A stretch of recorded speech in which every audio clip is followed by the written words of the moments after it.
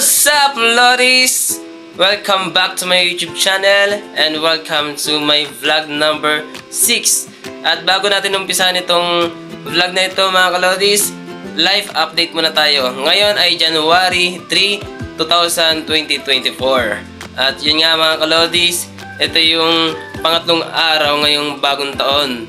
At ngayon nga ay 2024 na at tapos na ang 2023 at panibagong buhay na tayo ngayon. At yun, balitaan ko muna kayo sa mga nangyari, sa mga naganap. Yan na nga mga kalodis, tapos na kaming mag-celebrate ng Kapaskuhan at ng bagong taon. At ngayon ay dito, bumalik na kami dito sa Pasig dahil sa Antipolo kami nag-celebrate. At may balita ko mga kalodis, merong bad news at meron ring good news. Ang bad news mga kalodis ay natirikan tayo ng motor nitong nakaraang gabi. Natirikan tayo ng motor. Nag-lock yung gulong niya sa likuran, kaya nahirapan akong paandarin. At ano kasi yun mga kalodis, galing kami sa Antipolo, doon kami nag-celebrate ng bagong taon. At nung January 1 ng gabi kami umuwi kasi pumunta kami sa Antipolo December 31. Tapos doon kami nagsalubong ng bagong taon. So January 1 ng alas 12, yan, doon kami salubong ng bagong taon. At yun na nga, January 1 ng gabi, alas 7, yan, umuwi na kami. At ito na nga mga kalodis, umuwi kami alas 7. At buti na lang mga kalodis na anghelan pa kami dahil mula dun sa Antipolo hanggang dito sa lugar namin, nakarating pa kami dito sa lugar namin mga kalodis. Diyan lang sa kanto namin, sa kanto ng aming street. At yun nga mga kalodis, dun na kami natirikan. Salamat sa Diyos dahil nandito na kami sa Pasig nung natirikan kami. Dahil kung dun kami natirikan pa sa Antipolo or sa kalagitnaan ng aming biyahe, sobrang mahihirapan kami at di ko alam kung ano yung gagawin ko mga kalodis. Dahil nga nag-lock yung gulong niya, hindi ko siya maaakay, di ko mapapagulong. Dahil nga nag-lock. At yun nga mga kalodis, nangyari nga yun tayo. Ito pala yung picture mga kalodis, papakita ko sa inyo. Yan, pinagawa namin yun. Ang ginawa ko mga kalodis, iniwan muna namin yung motor doon kung saan kami natirikan at nilakad namin yung vulcanizing. Ay, mekaniko pala. Pinuntahan namin yung mekaniko. At sinabi ko yung nangyari. At ayun, pinuntahan ng mekaniko yung motor namin at pina-start niya. At yun, nagulat ako dahil napaandar niya agad. At nadala niya dun sa pwesto nila.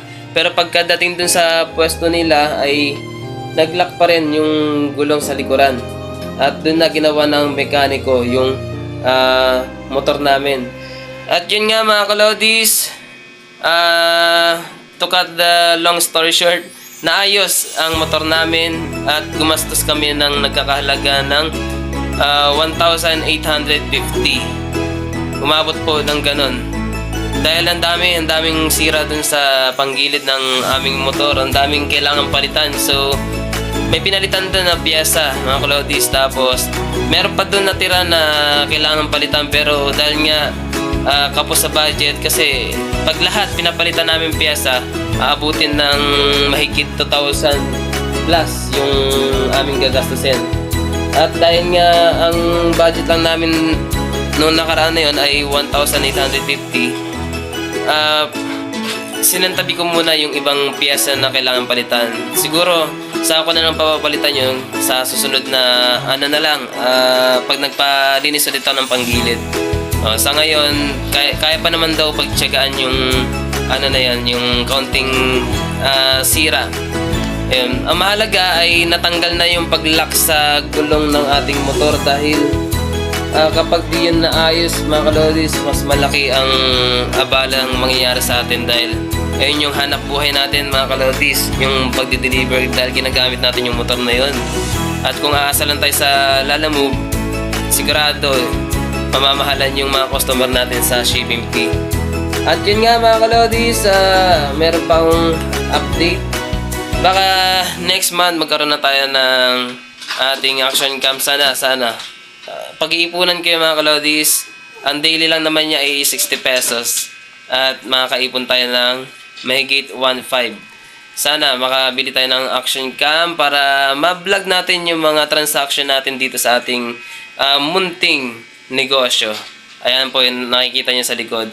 At marami pa yan dyan, yan, mga stock natin mga kalodis. Meron pa tayo dito malaking speaker. At yun lang naman yung live update ko mga kalodis.